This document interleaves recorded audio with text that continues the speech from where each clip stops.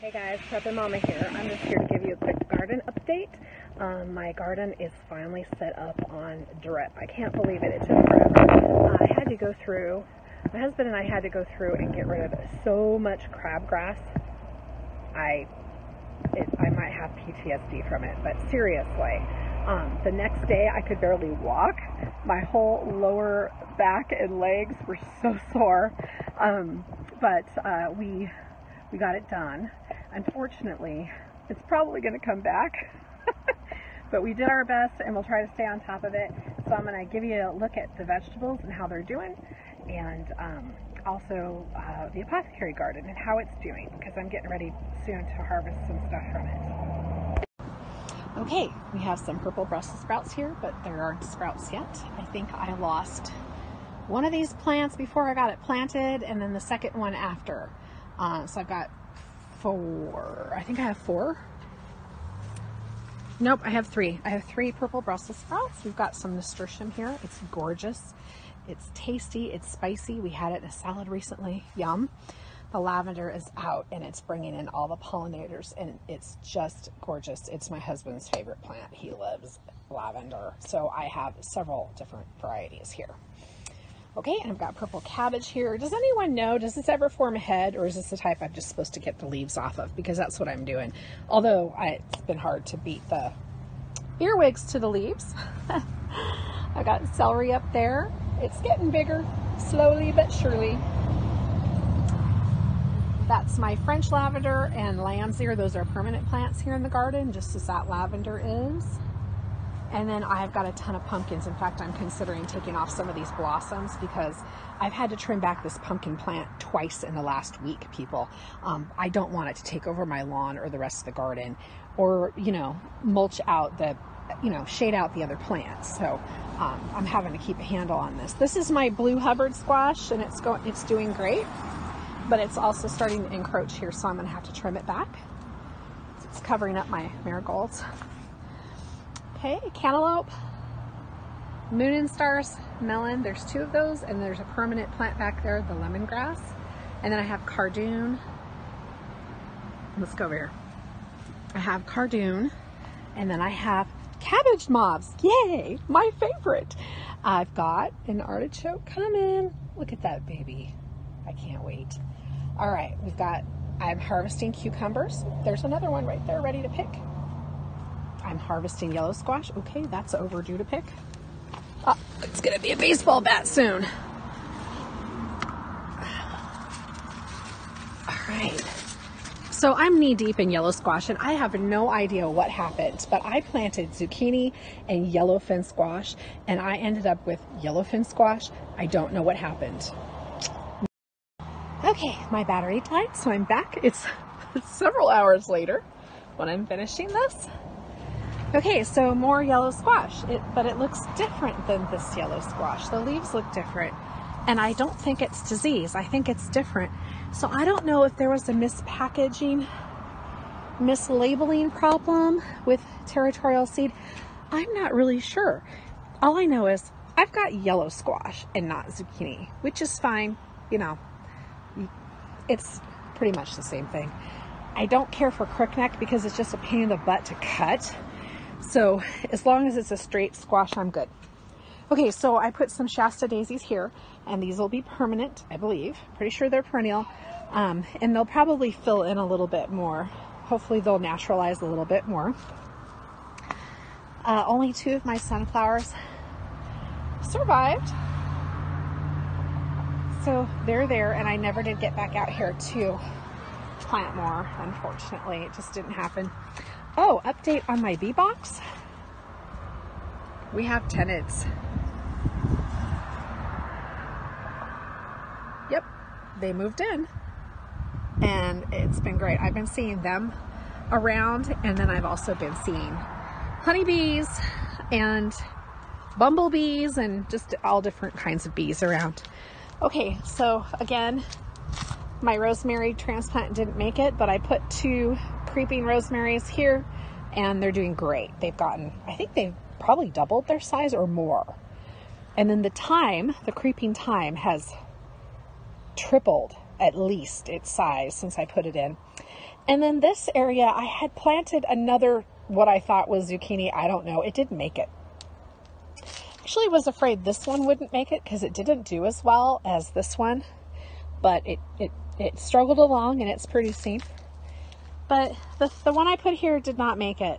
And my husband was lamenting the other day that there should be something here. It looks really plain. Well, my husband likes flowers and he likes purple blossoming things, but I didn't want to put another lavender here necessarily because I have a lot of lavender over under the apple tree. So I got a Russian sage. So basically I'm collecting sage now too, because I've got a ton of sage, I've got a ton of thyme, and I've got a ton of lavender.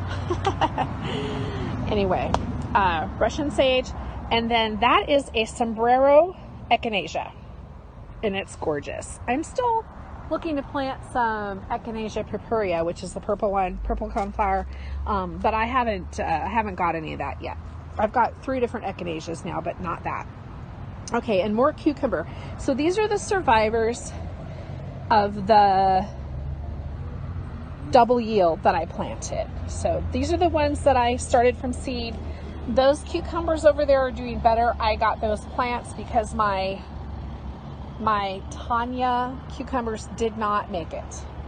They got shocked when I transplanted them. So, all right, so back over here, we've got another yellow squash. One needs to be picked, and another artichoke. Now I think this is a purple artichoke. I picked that up. It is a much younger plant than the other one. I don't know how well it's doing here. Oh, look. We have a friend doing his job. Thanks, bee. All right. That's the other thing. I'm going to be getting bees, but I guess I'm getting them next spring. There's a mason bee right there. Okay.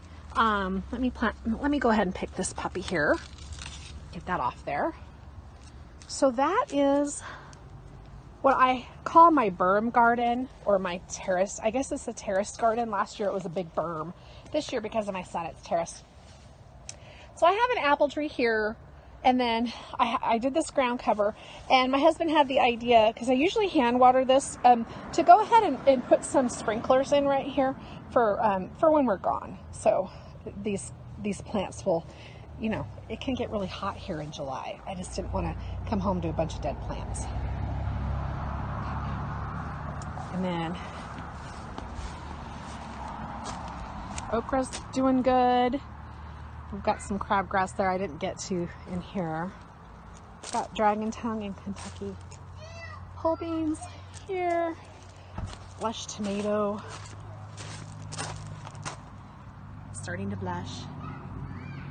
I'm thinking about just cutting this back and seeing what happens. It's flowering parsley that volunteered from last year, and it's just not. It's not really usable leaves. I mean, I guess if you get down in there, and I've cut it back once and it just didn't, its roots are exposed. I think I kind of should probably tear it out. My basil got eaten, so I cut it back, and it's just not doing great. That basil's not doing great. Actually, this whole box was a sorry state of affairs. It was covered in crabgrass, and I got it all out mostly, but I don't know. So I've got fennel, I've got dill, I've got bouquet basil, which is gorgeous, but I just trimmed it, and here we are again. It's blossoming. Look at the little white blossom. It's adorable. I have an 8-ball zucchini here, which it's struggling. I'm hoping it'll revive itself now that I've gotten the crabgrass out of here. And then this is a little white pumpkin, and I hope it revives itself as well. We'll see what happens. And then collards, red romaine, green romaine, leeks, and green onions. And then I pulled everything else out of here, and there's strawberries coming back. Oh my goodness. Okay. I don't know what's going on with this raspberry. I've treated it the same as the other, and it's turned brown, and it's getting watered. So I don't know if I'm supposed to trim that back or not. I'm not sure. These are my strawberries. They're struggling along here. This is my ketchup and fries tomato plant, and it's got some tomatoes on here, I think. Let's see. Well, it did. think something's getting to. Oh, there's some little tomatoes right there. And then underneath it's supposed to have potatoes. And there's my laurel tree that I'll bring in during the wintertime. And catnip, or whatever, catmint, it's going to flower. And then the apothecary garden, which I have not trimmed back yet, but we've got chives, sage, oregano, rosemary, mint, lemon balm. This is a helichrysum. I think that's how you say it. That's a marjoram, struggling along. It hasn't been happy actually since I brought it home. Actually, it was on the shelf of plants that aren't doing well, and I picked it up so I'd see if I could fix it. Okay, Spanish lavender, it probably needs to be deadheaded. The big rosemary right there. Okay, thyme. This is another type of oregano here. Sorry, I had an itch. I'm trying to get the hose off of it. My husband ran the hose right through it.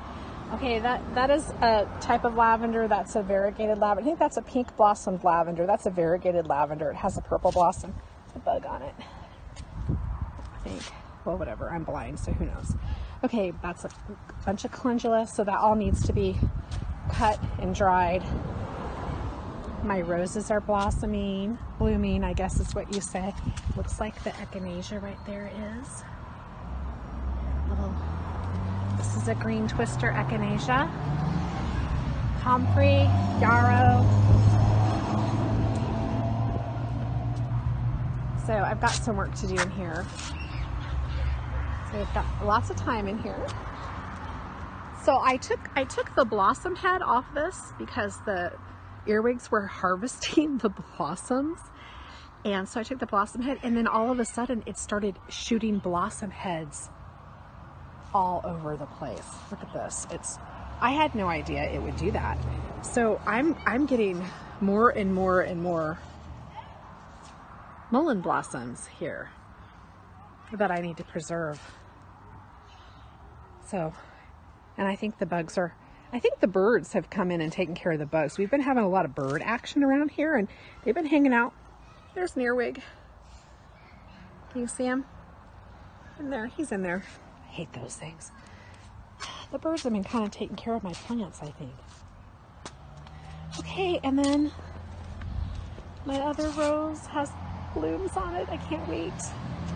And this stuff looks a little sad, but this is our little annual flowers. Well, the phlox isn't annual, but the phlox doesn't seem to be happy right here.